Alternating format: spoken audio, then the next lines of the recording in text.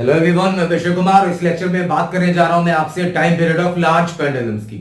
तो large pendulums का मतलब लार्ज टाइम पीरियड होना नहीं होता। लार्ज पेंडुलम्स का मतलब उसकी जो लेंथ है वो अर्थ के रेडियस की कंपैरिजन में नेग्लिजिबल नहीं है। तो सबसे पहले आप चाहे तो इसे लिख लें, नोट कर लें। लार्ज पेंडुलम का मतलब है कि length of pendulum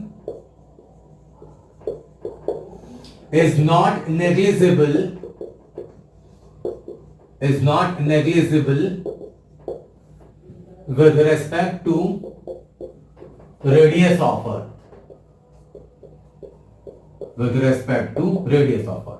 large pendulum का मतलब कि इसकी जो लेंथ है वो कंपेरेबल है अर्थ के रेडियस से। आप उसके सामने लेंथ को, पेंडुलम की लेंथ को नेग्लेक्ट नहीं कर सकते, हटा नहीं सकते। अब आइए, हाइपोथेटिकल पेंडुलम है, आइए देखिए इसका टाइम पीरियड क्या होगा। तो है तो एंगुलर से ये मान लिया हमने यार। डायग्राम बहुत इंपॉर्टेंट है, अच्छे से देखना, समझना जरा। और ये पेंडुलम मान लिया यहां से फिर से ये और सरफेस टच करता हुआ ये इसकी लेंथ L, मास को आपका M मान लेते हैं। सेंटर से दूरी मान लो, वही अर्थ का रेडियस जो है वो R मान लेते हैं, अर्थ का रेडियस R। तो L जो है, जो लेंथ है पेंडुलम की, वो अर्थ के रेडियस की तुलना में नेग्लिजिबल नहीं है। अब हमें एंगुलर एसएचएम चाहिए तो हमें डिस्प्लेसमेंट जो है वो बहुत स्मॉल देनी पड़ेगी। तो थीटा स्लाइटली हमने डिस्प्लेस करा इसको यहां से, ये पेंडुलम पहुंच गया यहां पे। ये डिस्प्लेसमेंट कैसी थी, हमें डायरेक्शन देखो, ये ऐसे लेके जा रहे हैं ना, तो एंटी क्लॉकवाइज है एंगुलर डिस्प्लेसमेंट थीटा। तो जो mg लगेगा, देखो ये दूरी आपको देख के लग रहा हो कि यहां से काफी ज्यादा है, लेकिन ज्यादा नहीं है। वो आपको समझाने के लिए मैंने डायग्राम बनाया, वरना ये जो डिस्टेंस है ना वो बहुत स्मॉल है। मान सकते हैं आप ये पेंडुलम लगभग अर्थ सरफेस पर ही है। क्यों? क्योंकि थीटा काफी स्मॉल है। तो mg जो लगेगा ग्रेविटेशनल पुल, वो तो लगेगा भैया सेंटर की तरफ। mg का डायरेक्शन होता है towards the centre of earth, है ना। तो mg ये सेंटर की तरफ, यहां से परपेंडिकुलर ड्रॉ कर देता हूं मैं। अच्छा ये थीटा, तो ये एंगल मान लेता हूं फाई। थीटा अगर स्मॉल होगी तो फाई भी काफी स्मॉल। ये ट्रायंगल जो बना है यहां पे, ये वाला, ये जो ट्रायंगल देख रहे हैं आप, तो थीटा अगर स्मॉल होगा तो ये फाई भी काफी स्मॉल होगी। इसकी जरूरत पड़ेगी हमें। आप जरा ध्यान दो, मैं इसका mg को बढ़ाता हूं यहां से आगे, और इस लाइन को भी बढ़ा देता हूं। ध्यान दो, ये वाला एंगल अगर आप निकालना चाहें, जो मैंने मार्क करा ये एंगल, तो आप ये बड़े आराम से निकाल सकते हैं। ये एक्सटीरियर एंगल है ट्रायंगल का। ट्रायंगल का exterior angle interior opposite angles के सम के बराबर होता है। तो ये बड़े वाले ट्रायंगल में देखें, इसका एक्सटीरियर एंगल है ये वाला, तो ये होगा बराबर इंटीरियर अपोजिट में थीटा और फाई है, तो ये एंगल हो गया थीटा प्लस फाई। तो mg के दो कंपोनेंट, ये थीटा प्लस फाई, तो जाहिर है ये वर्टिकली अपोजिट, ये भी थीटा प्लस फाई। तो mg का एक कंपोनेंट ये रहा इधर along the string, mg cos theta plus phi, और एक परपेंडिकुलर टू द स्ट्रिंग, ये इसको इधर दिखा देता हूं, mg sin theta plus phi. उधर दिखाने परेशानी जगह नहीं थी, इसलिए मैं थोड़ा लंबा खींच दिया इधर। तो along the string mg cos theta plus phi, perpendicular to the string mg sin theta plus phi. आप देखें कि इन दोनों में से कौन सा कंपोनेंट जिम्मेदार है टॉर्क के लिए। ये तो डेफिनेटली नहीं हो सकता, क्योंकि ये तो एक्सिस ऑफ रोटेशन क्रॉस कर रहा है, ये है परपेंडिकुलर, है ना। तो इसकी वजह से टॉर्क जनरेट होगी। तो टॉर्क लिख दीजिए, एंगुलर एसएचएम में टॉर्क लिख दें, torque mg sin theta plus phi, इसी कंपोनेंट से टॉर्क होगा। फोर्स ये है, और perpendicular distance rotation of axis से ये वही L के बराबर into L।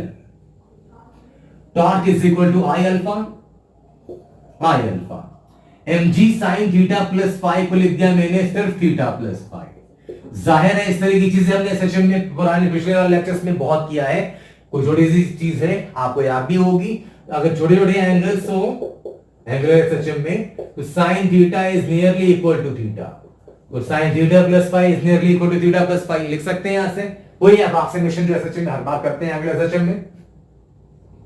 I moment of inertia, rotate इस पॉइंट के अबाउट कर रहा है, m मास है, डिस्टेंस l है, तो ये तो हो गया ml square into alpha. Theta बाहर निकाल दो अगर, तो आ गया mg थीटा, अंदर में आ गया 1 plus five by theta into L. जो काट फिर सकते हैं काट दीजिए, मास m कैंसिल और एक l कट जाएगा, यहां से कट गया। ये आ गया alpha into L is equal to g theta, 1 plus phi को चाहे तो लिख सकते हैं साइन फाइव, थीटा को चाहे तो लिख सकते हैं साइन थीटा। अब ध्यान से देखना जरा, ये कैसे लिखा मैंने, थीटा और फाइव स्मॉल एंगल्स हैं, एंगुलर सिस्टम में ट्रायंगुलर डिस्प्लेसमेंट होती है काफी स्मॉल, तो थीटा अगर काफी स्मॉल है तो sine theta is nearly equal to theta, sine phi is nearly equal to phi, वही लिखा मैंने वहां पर। और एक छोटी सी चीज और मिल गया, तो इसी में अगले स्टेप में लिख देता हूं। आप देखिए कि mg जो है वो लेके आएगा कैसा बॉडी को, clockwise, mg sin theta plus five, ये क्लॉक लगा रहा है, ये लेके आएगा क्लॉकवाइज, और आपने कैसा डिस्प्लेसमेंट दिया, एंटी क्लॉकवाइज। तो जिधर टॉर्क लगेगी उधर ही होगी एंगुलर एक्सीलरेशन। टॉर्क है क्लॉकवाइज, डिस्प्लेसमेंट है एंटी क्लॉकवाइज, इसलिए अल्फा और थीटा की डायरेक्शन अपोजिट है, अल्फा और थीटा की डायरेक्शन अपोजिट है, इसलिए माइनस साइन लिखा मैंने। एंगुलर एक्सीलरेशन में पहले बता चुका हूं आपको, ये चीज बड़ी इंपॉर्टेंट है, आपको एंगुलर एक्सीलरेशन और थीटा का सेंस समझ में आना चाहिए। आप ध्यान दो, sine phi is equal to perpendicular, कुछ मान लो इसे, ये ट्रायंगल ले लें अगर, ये वाला देखना है, ये इसे y मान लेता, तो परपेंडिकुलर आ गया y अपॉन हाइपोटेनस यहां से यहां तक की लेंथ। ध्यान से देखना जरा, यहां से यहां तक की लेंथ, तो यहां से यहां तक तो r है ये, और ये बहुत ज्यादा नहीं है क्योंकि थीटा बहुत स्मॉल है, ये लगभग r के पास ही है ये, इसलिए अप्रोक्सीमेटली यहां से यहां तक की दूरी को r बोल सकते हैं आप। ये हो गया y by r divide by sine theta, ऊपर का ट्रायंगल देखो, ये ट्रायंगल में sine theta perpendicular upon hypotenuse, ये आ गया y बाई l, ये भी y कट गया यहां से, तो अल्फा इज इक्वल टू आ गई वैल्यू यहां से, एल उधर कर दूंगे तो minus g by L into theta, 1 plus L by are.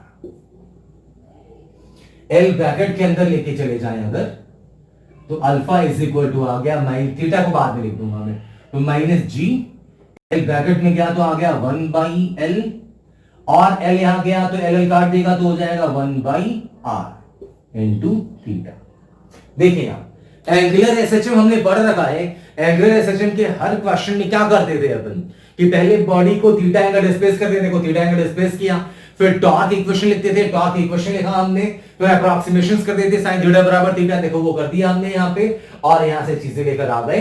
अब हम तैयार हैं, alpha is equal, angular SHM में फॉर्मूला क्या होता था एंगुलर एक्सीलरेशन का, alpha is equal to minus omega square theta. अब आप चाहें तो लिख सकते हैं, मुझे यहाँ पे मिटाना पड़ेगा, मेरे पास जगह नहीं, आप चाहे तो वीडियो पॉज करके ये सारा का सारा नोट कर ले, कोशिश करें कि डायग्राम खुद से बनाए एक बार देखकर। अब यहां से आगे बढ़े, अल्फा एंगुलर एक्सीलरेशन की वैल्यू आ गई, तो एंगुलर एसएचएम में alpha is equal to minus omega square theta. तो अगर आप दोनों को कंपेयर करें तो यहां पे थीटा भी माइनस साइन है, मतलब कंपेयर करेंगे तो ऑन कंपेयरिंग, तुलना करें तो ओमेगा स्क्वायर की वैल्यू आ गई जी, ब्रैकेट के अंदर 1 by L plus 1 by R, मतलब omega is equal to square हटा दूं तो स्क्वायर रूट ई आ गया, ये आ गई ओमेगा की वैल्यू। और टाइम पीरियड कितना होता है, 2 पाई बाई ओमेगा, मतलब टाइम पीरियड आ गया 2 पाई ओमेगा बाई ओमेगा, मतलब divided by g 1 by L plus 1 by R under, ये ओमेगा की, ये मतलब अगर पेंडुलम की लेंथ अर्थ के रेडियस की तुलना में कंपेरेबल है, नेग्लिजिबल नहीं है, तो टाइम पीरियड सिंपल पेंडुलम की ये रहेगी आपकी। अब अगर मान लो कि छोटा सा पेंडुलम, शॉर्ट पेंडुलम है, तो फॉर शॉर्ट पेंडुलम्स ध्यान देना, एल जो होगी लेंथ होगी वो अर्थ के रेडियस की तुलना में बहुत कम होगी, बहुत कम। पेंडुलम की लेंथ 1 मीटर 2 मीटर 3 मीटर ज्यादा और क्या रहेगा, है ना, तो पेंडुलम की लेंथ बहुत कम, तो L is much less than R. एल अगर बहुत छोटा है आर से, मतलब कि 1/L जो है वो काफी बड़ा होगा 1/R से। लिख सकते हैं यहां से अपन, मतलब कि 1/R can be neglected with respect to 1/L। ये शॉर्ट पेंडुलम की कहानी बता रहा हूं मैं। अगर पेंडुलम शॉर्ट रहा जिसका रिजल्ट हमने पहले डिराइव कर रखा है, तो लार्ज पेंडुलम का रिजल्ट ये रहा, और लार्ज पेंडुलम में कंडीशन लगा दोगे आप तो शॉर्ट पेंडुलम के भी रिजल्ट आ जाएंगे, जैसा कि आपको नजर आ रहा होगा यहाँ पे। अभी तुरंत ये देखने वाले हैं अपन। तो ये देख लो, एल अगर पेंडुलम की लेंथ बहुत छोटी, शॉर्ट पेंडुलम मतलब लेंथ बहुत कम है, 1 मीटर कहां 6400 किलोमीटर का रेडियस, एल बहुत छोटा है तो 1/L बहुत बड़ा होगा। तो 1/R को आप चाहे तो इसके रेस्पेक्ट नेग्लेक्ट कर सकते हैं, तो टाइम पीरियड हो जाएगा फिर 2/√G, सिर्फ ही बचेगा 1/L। 1/R को नेग्लेक्ट कर दिया और सामने इसकी कुछ नहीं है वैल्यू इसकी, तो रूट चला गया ऊपर, तो आप वैल्यू T = 2π√L ऊपर भेज देंगे तो आ जाएगा √L/G। जो सिंपल पेंडुलम का हमने पहले पढ़ रखा है।